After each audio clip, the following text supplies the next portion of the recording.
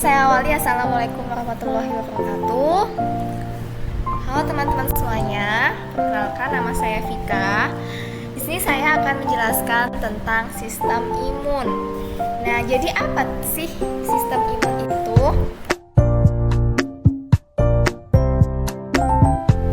Jadi sistem imun adalah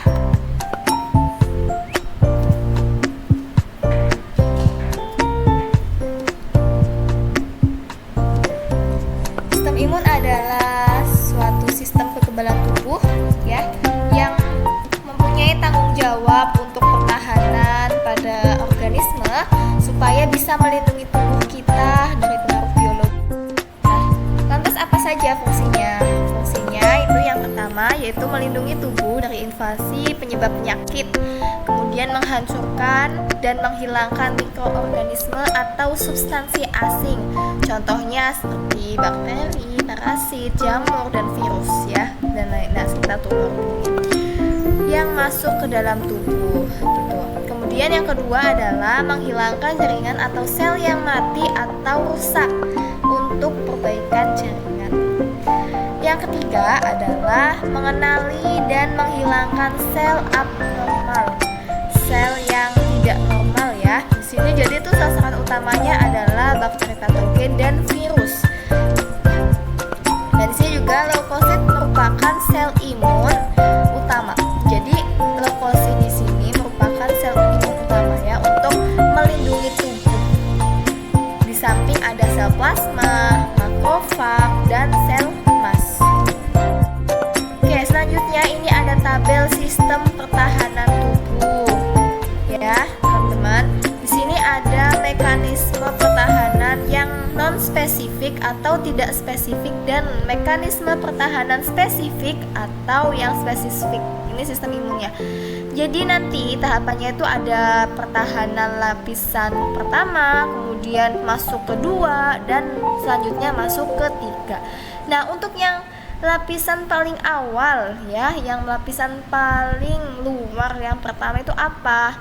Itu ada kulit, kemudian membran mukus, sekresi dari kulit dan membran mukus, sekresinya ya ini. Kemudian yang kedua, lapisan yang kedua itu ada sel darah putih atau leukosit, kemudian protein antimikroba, kemudian ada respon inflamatori.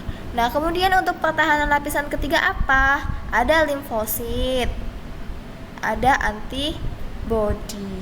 Nah, ketika garis depan sistem pertahanan berhasil ditembus, nanti maka lapisan kedua itu akan mulai bekerja begitu. Jadi ini tuh kerjanya itu gantian ya. Gimana ya? Kalau misalnya yang ke satu, gerbang satu kok ditembus, otomatis yang gerbang kedua itu pertahanannya itu tuh mulai dijaga lebih ketat supaya tidak masuk ke pintu gerbang yang kedua. Tapi ketika yang kedua itu masuk lagi, maka yang ketiga mulai bekerja gitu. Jadi itu kalau untuk yang lapisan kedua ini sangat mengandalkan kepada neutrofil dan makrofag, respon inflamatori juga, dan protein antimikroba. Next ya. Oke, ini ada sel fagosit dan pembunuh alami. Di sini sel fagosit itu ada dua di dalam tubuh kita. Ya, ada neutrofil dan makrofag. Nih. Kemudian kalau misalnya neutrofil ini tuh menyusun 60% sampai 70% dari keseluruhan sel darah putih. Ya, kemudian neutrofil ini memiliki kecenderungan untuk menghancurkan diri mereka juga. Jadi tuh ketika neutrofil itu sedang melawan mikroba, sedang menghancurkan mikroba, maka si neutrofil ini juga akan menghancurkan dirinya sendiri begitu. Sehingga masa hidup neutrofil ini hanya sebentar saja, hanya beberapa hari saja. Kemudian yang kedua adalah makrofag.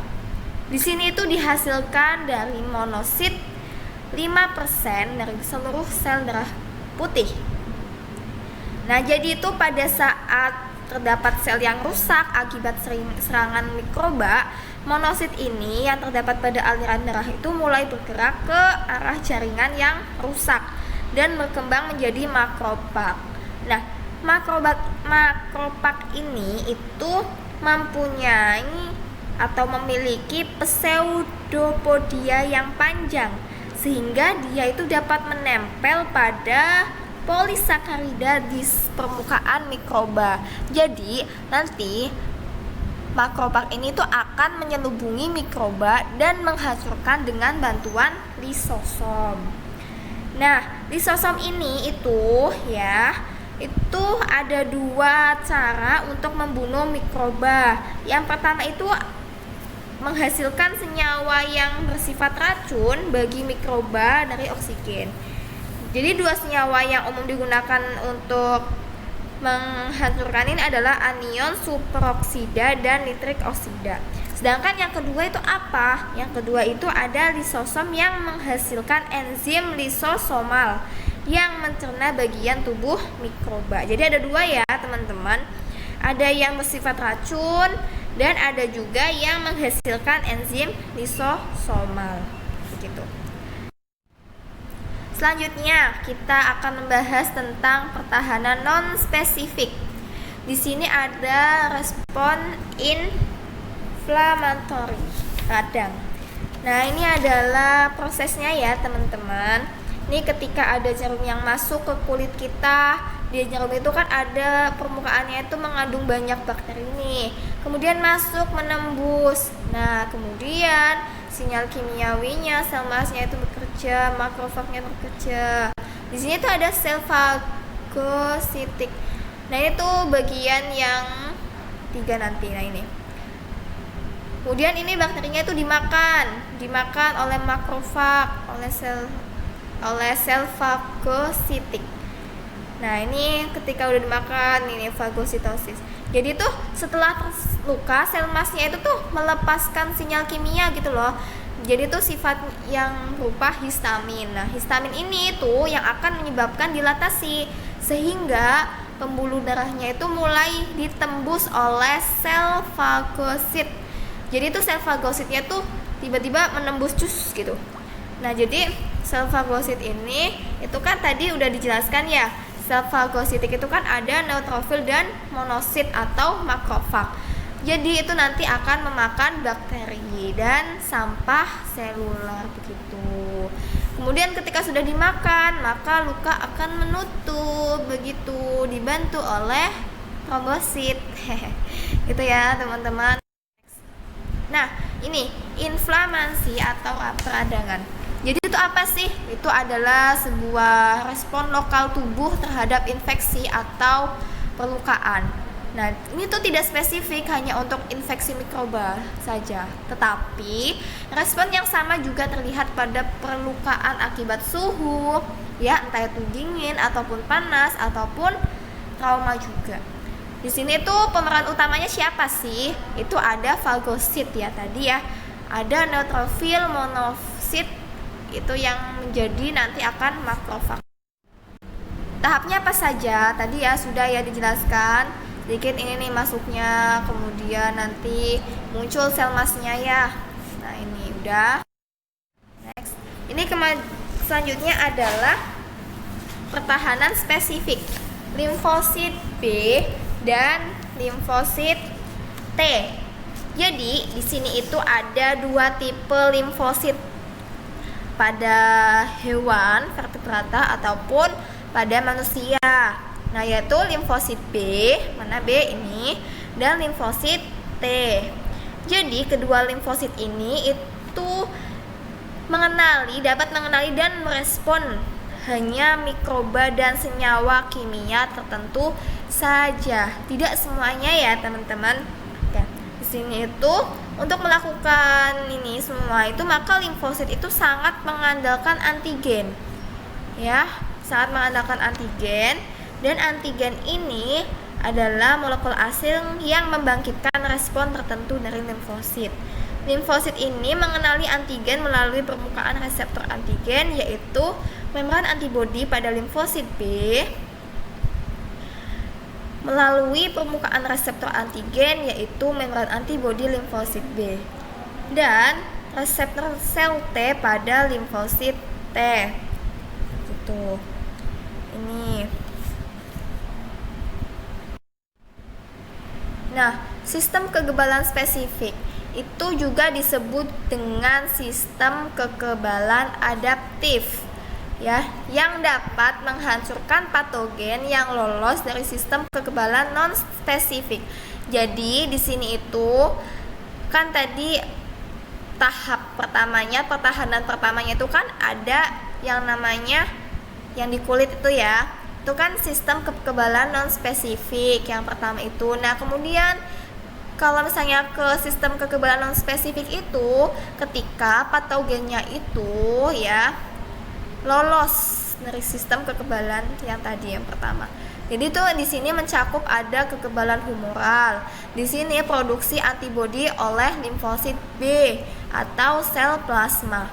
Kemudian yang kedua ada kekebalan selular. Di sini itu produksi limfosit T yang beraktivasi.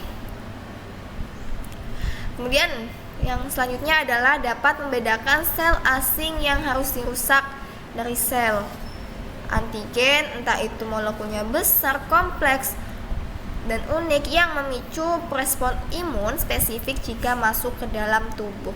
Jadi di sistem kekebalan spesifik itu dia dapat membedakan sel asingnya mana sih yang harus dirusak, begitu ya. Namanya juga kekebalan spesifik, otomatis dia lebih spesifik dong. Kayak misalnya yang humoral itu kan produksi antibodinya oleh limfosit B, sedangkan selular itu produksi limfositnya itu oleh limfosit T. Nah, selanjutnya di sini ada pembentukan kekebalan jangka panjang. Pembentukan kekebalan jangka panjang ini ya kita bisa lihat ya teman-teman gambarnya. Ini wax periodenya begini, tentu antibodinya, ini tentu antibodinya lagi. Oke, di sini tuh pada kotak pertama dengan antigen mikroba itu respon antibodinya itu terjadi lambat, ya, lambat beberapa membutuhkan waktu yang banyak sampai membentuk sebuah sel plasma dan akan mencapai puncak dalam beberapa minggu. Ini yang dinamakan respon primer dan akan membentuk sel memori di sini. Kemudian jika terjadi kontak dengan antigen yang sama karena adanya sel memori respon itu, maka responnya itu lebih cepat. Ini adalah yang dinamakan respon sekunder. Ini yang kedua. Nah selanjutnya ini ada ini ya responnya ya. Ini respon antibodinya. Ini ya kalau misalnya ini kan yang lambat. Kemudian ini antibodinya itu yang cepat. Gitu. Kita bisa melihat ya teman-teman. Ini minggu ke-1, kedua, ketiga, keempat. Sedangkan ini yang kedua, respon yang kedua lebih cepat. Soalnya dia sudah mengenalinya. Gitu. Jadi itu untuk menghasilkan antigennya itu lebih banyak. Gitu. Oke. Di sini ada respon imun terhadap invasi bakteri. Ini ada bakterinya itu masuk kan otomatis aktif nih. Kemudian kompleks proteinnya ini masuk, ada antibodinya juga. Limfosit B itu mulai bekerja, patogennya juga. Kemudian ini mulai aktif nih sel masnya juga tadi yang histamin. Kemudian membran aktifnya kompleksnya mulai. Histaminnya ya tadi ya, sel mas itu kan nanti akan mengeluarkan histamin. Nih muncul lagi gitu. Selanjutnya ini ada respon imun terhadap invasi virus. Ketika virus masuk ke dalam tubuh, masuk nih. Kemudian ini ya masuk ya. Kemudian ini mulai membuka makrofagnya. Ini antigennya, proantigennya, sekretnya. Kemudian sitokinesis ini aktif, mulai aktif. Ya, kemudian limfosit B-nya ini mulai aktif. Plasma selnya mulai aktif, antibodinya aktif ini. Kemudian yang sel T-nya juga mulai aktif. Gitu. Kemudian dibunuh semuanya. Nah, kita lanjut kepada gangguan sistem imun. Di sini ada 3 ya. Ya, yang saya ini sih 3 sih. Ada yang pertama itu lack of response atau imunodefisiensi. Contohnya AIDS. Nah, ini yang pertama ini adalah lack of response, ini berarti kurangnya respon. Jadi di mana suatu kondisi kemampuan sistem imunnya itu untuk melawan penyakit ataupun infeksi itu mengalami gangguan atau sistem imunnya itu melemah gitu loh. Nah, contohnya ini adalah penyakit AIDS ya. Penyakit AIDS itu kan disebabkan oleh virus HIV, Human Immunodeficiency Virus. Nah, ini HIV itu tuh menghancurkan sel CD4. Nah, sel CD4 ini itu ada di bagian leukosit yang fungsinya untuk melawan infeksi. Jadi, ketika seseorang mempunyai gangguan responnya itu kurang dalam sistem imunnya ya, sistem imunnya itu meresponnya kurang, maka dia dapat terkena penyakit AIDS gini loh. Soalnya kan melawannya itu leukosit langsung, ya kan? Gangguannya itu maksudnya sistem imunnya itu tuh melemah akibat adanya gangguan gitu. Kemudian yang kedua itu ini ada incorrect response atau ini kan incorrect ya. Jadi itu responnya itu salah. Di sini itu penyakitnya itu penyakit autoimun. Nah, penyakit autoimun ini adalah penyakit kegagalan suatu organisme dalam mengenali bagiannya. Jadi itu bagian dirinya sendiri. Jadi itu sistem kekebalan tubuhnya itu malah menyerang dia sendiri gitu loh. Jadi kan autoimun kembali ke dirinya sendiri. Contohnya ini tuh ada DM tipe 1. DM itu tuh diabetes mellitus ya teman-teman, aku singkat. Diabetes mellitus. Nah, ini kan diabetes mellitus itu kan suatu keadaan di mana pankreasnya itu tuh memproduksi insulin sedikit atau bahkan tidak menghasilkan sama sekali gitu. Jadi kan ini malah menyebabkan sebuah gangguan kan, menyebabkan sebuah kerugian di dalam tubuh. Kemudian yang ketiga ini ada overactive response. Nah, overactive response ini jadi itu responnya itu terlalu aktif. Ya, ini kan alergi atau hipersensitivitas. Jadi lebih sensitif banget. Nah, ini tuh dimana kondisi ketika sistem kekebalan tubuh itu bereaksi secara tidak normal terhadap zat asing. Jadi ya tidak normal gitu loh. Gitu ya teman-teman. Oke teman-teman, jadi sekian yang bisa saya sampaikan. Apabila banyak kesalahan yang saya sampaikan, mohon dimaafkan ya. Saya juga di sini saya sebetulnya kenapa milih ini, soalnya saya supaya lebih tahu gitu loh tentang sistem imun. Soalnya kan sistem imun kan panjang banget dan tahap-tahapannya ataupun ininya prosesnya itu kan responnya itu kan juga panjang ya. Sebenarnya saya pengen tahu, jadi saya memilih ini supaya saya bisa baca-baca lagi, supaya saya tambah paham. Tapi ya tetap saja keterbatasan kapasitas saya sehingga saya hanya bisa menyampaikan seperti itu saja. Oke, ayo kita diskusi sama-sama ya. Jika ada yang mau ditanyakan silahkan. Sekian dulu ya teman-teman. Wassalamualaikum warahmatullahi wabarakatuh.